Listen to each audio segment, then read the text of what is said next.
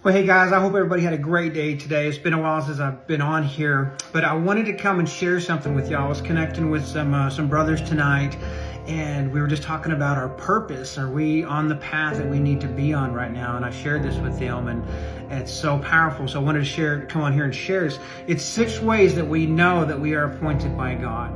6 ways that we know that we are appointed by God. It starts out saying in Esther 4:14, it says, "For if you remain silent at this time, relief and deliverance for the Jews will arise from another place, but you and your father's family will perish. And who knows but that you have come to your royal position for such a time as this." So much meat in that. I can't pronounce this person's name, but when Mordecai told these words to Esther, he was encouraging her, sharing that she was appointed by God to meet the moment for the Jews. To be appointed by God means that we have been chosen and set apart, that's holiness right there, and set apart by Him for a specific purpose. This means that God has called and appointed us to meet this moment right now. Not just you, but every person who God saves falls into this category. Regardless of how we feel about it, this remains true. We sometimes think only those who are pastors or leaders or important or anointed people have this calling, but that is not the case. Being in Christ means God has set us apart and has something He wants to do in each and every one of us. As we walk in with Jesus, inevitably, we will grapple with the question of our purpose. We've all been there. What is my purpose? What is my calling, Father? Why am I here? It is not unusual to wonder what God has appointed us to do. This goes beyond seeking a role or position, but wanting to know and embrace God's will for our lives. This forces us to consider this question: how can we know that we've been appointed by God? The good news is there are indicators that can give us confidence that we are in the right place that God wants us to be in. If we pay attention to these 6 indicators, it can help us recognize and confirm that we are walking in the path that God has set for us. I love this. The first one is provision. We just talked about that in my church yesterday. Provision is such a powerful word. In 2 Corinthians 9:8, it says, "And God is able to bless you abundantly, so that in all things, at all times, having all that you need, you will abound in every good work." Many years ago, a friend of mine shared a piece of wisdom that has stayed with me ever since. His will, His bill. His will, His bill. This simple yet profound statement captures a vital truth about walking in God's will. Surrender. God never asks us to do something unless He has already made provision for it. Listen to that. God never asks us to do something unless He has already made provision for it. When we are appointed by God, we are stepping into His divine purpose and plan for our lives. Fulfilling this purpose often requires resources, support, and provision. And since God is leading us, He is also providing for us.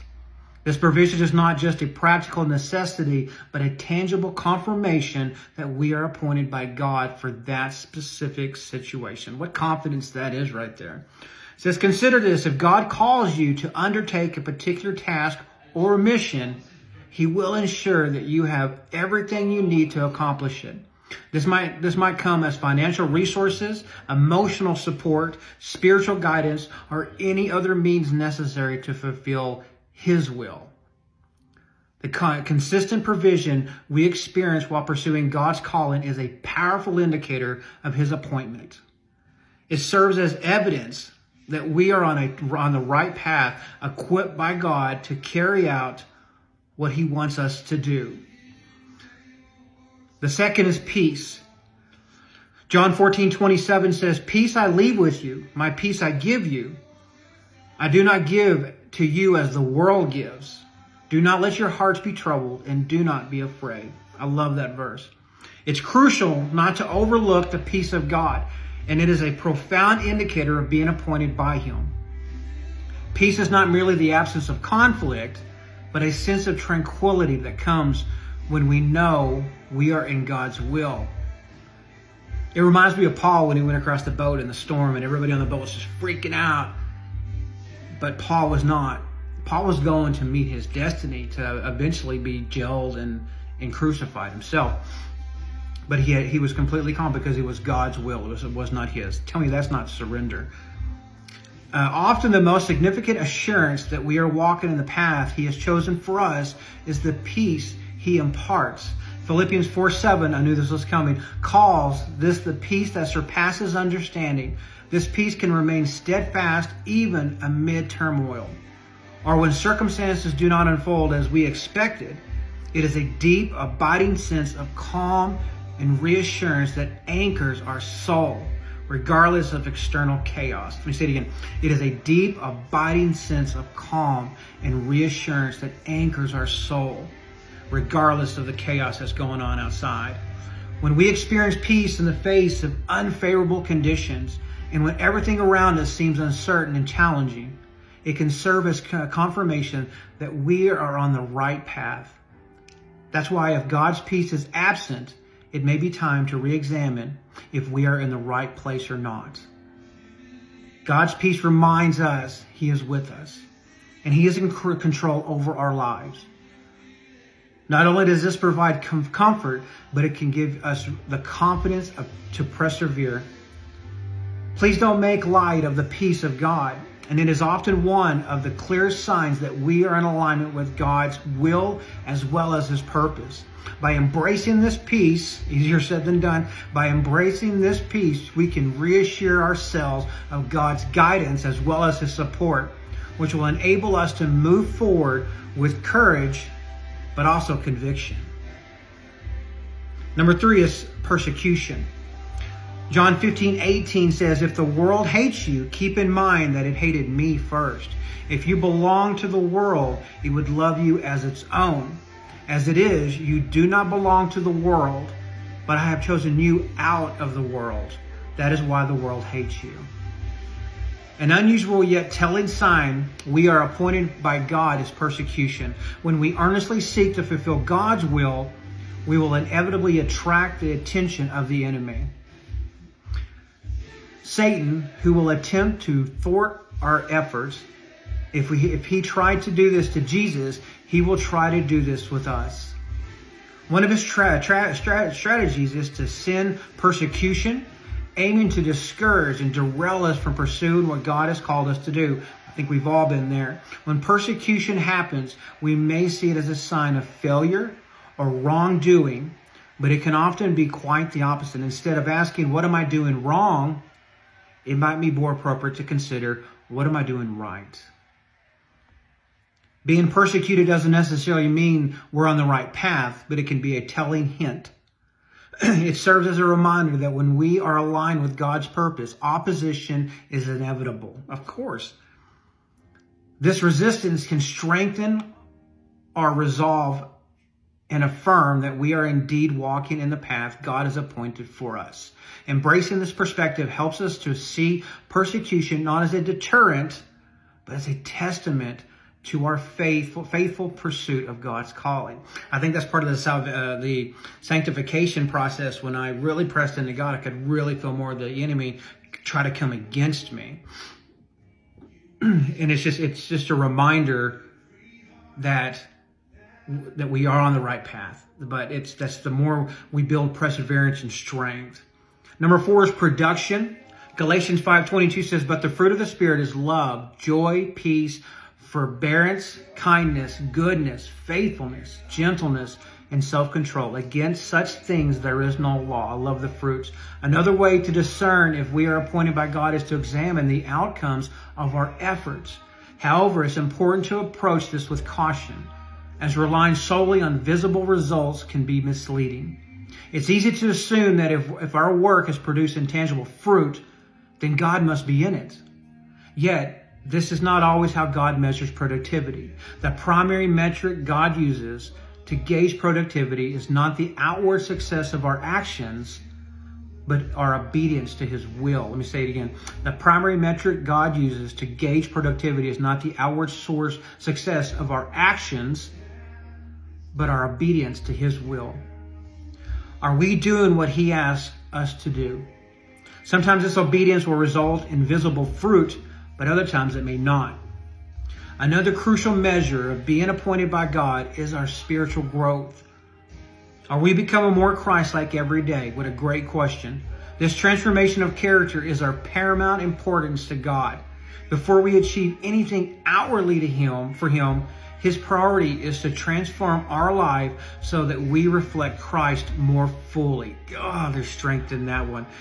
His priority is to transform our lives so that we reflect Christ more fully. Even if our works seem unproductive in a worldly sense, if our character is being molded and refined, that is a firm evidence of God's appointment. That was good. Number 5 is passion. Ecclesiastes 2:24 says, a person could do nothing better than to eat and drink and find satisfaction in their own toil. This too I see is from the hand of God. For without Him, who can eat or find enjoyment? Do we love what we do, or are we driven to do it? This can be another indicator that we are appointed by God. One blessing of serving the Lord is that He often allows us to pursue what we love.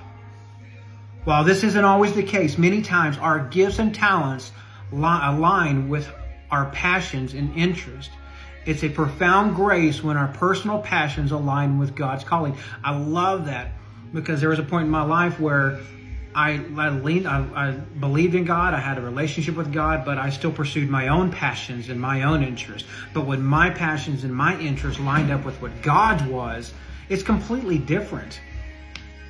This alignment not only brings joy and fulfillment, but also enhances our effectiveness in our service for Him. When what we love to do coincides with what God has called us to do, it is a powerful sign that we are walking in His divine appointment. And finally, number 6, it's presence. Exodus 33:14 tells us, the Lord replied, my presence will go with you and I will give you rest. Man, I love that. Someone that struggles with anxiety, just to lean on a verse that has so much power in that. He says, my presence will go with you and I will give you rest.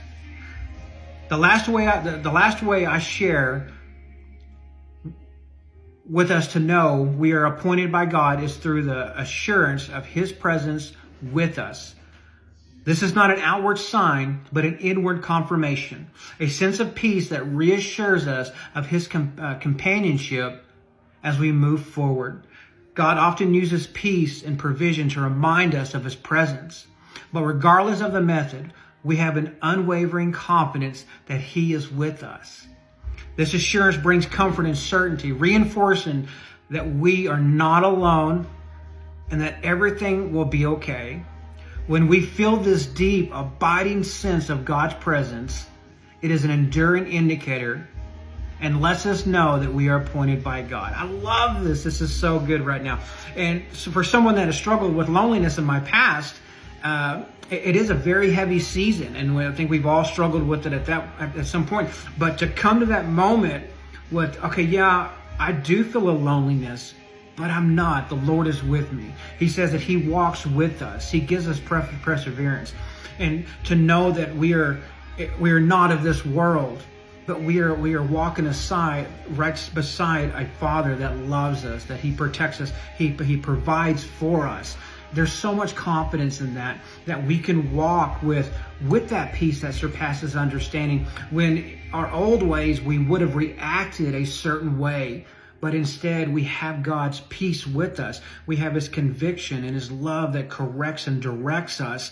And so instead we respond by the chaos or this moment that hits us. And I lead a class on attachment styles, and triggers is the number one thing that makes somebody react and rather than respond. It's very easy for us to, especially when you love somebody or you have the attention of somebody, you're lifted up with this love or this attention, but all it takes is one trigger And then now you're reacting to this rather than responding to it. But to have the more the Bible tells us that when we abide in Him, He's going to abide in us. And we make that a practice. The Lord wants us to make that, to turn into a practice to where it becomes habitual for us.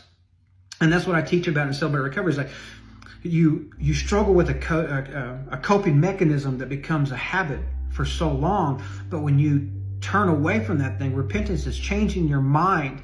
And once you change your mind, those triggers aren't there anymore. It's like, I don't need to go do this, or I don't need to dive into this habit. You know, for example, I would go and work out for hours. I would go run for literally hours to where I was running from something, but instead finding a coping skill, which is the Lord, to lean into His presence and feel His love. And the other day He was speaking to me. He goes, Robert, I just want to spend time with you. Crawl in my lap and let me shelter you and just hug you. And I want you to feel my love and comfort for you. And I feel like that's a great season that I'm in right now, is just to sit with the Lord and let Him say, Robert, this is who you are in me. You are my child. And what a great thing to walk with as we go and we struggle with our jobs, or our kids, or our parents, or partners, whoever it is, to stop and find the habit, the habitual mental habit that I'm the Lord's. The Lord created me. I am His child, and He set apart time to establish me and create me. And imagine if we went to our partners and we saw them as God's child above everything else. Not my partner, not a mother, not a father. They are a child of God above everything. Imagine how many marriages would survive, or how many relationships would just blossom into something. But not just that, but at your work. I struggled with work for a long time with pride and control. But to look at your coworker as not a coworker, but that is a child of God. God spent time to create that person. You know, so anyway, I thought there was amazing here. Presence was my favorite because Lord tells us to go to our quiet place, shut the door, throw everything out of the way. It's just you and me. We're going to connect. And tell me that's not emotional intimacy right there, when everything's off, the phone's not near you, the TV's off, and you just connect. That's emotional intimacy right there. And that's what the Lord wants. And I love going back to Genesis, when Adam got to go and stand in the presence of God. And before they felt the fruit, to think about how Adam spent his days with God and just stood in front of Him, and they had a conversation face to face. I can only imagine that. So, guys, that's all I got. I couldn't wait to share that with you. It had a lot of meat in it, but God bless y'all, and y'all have a good night.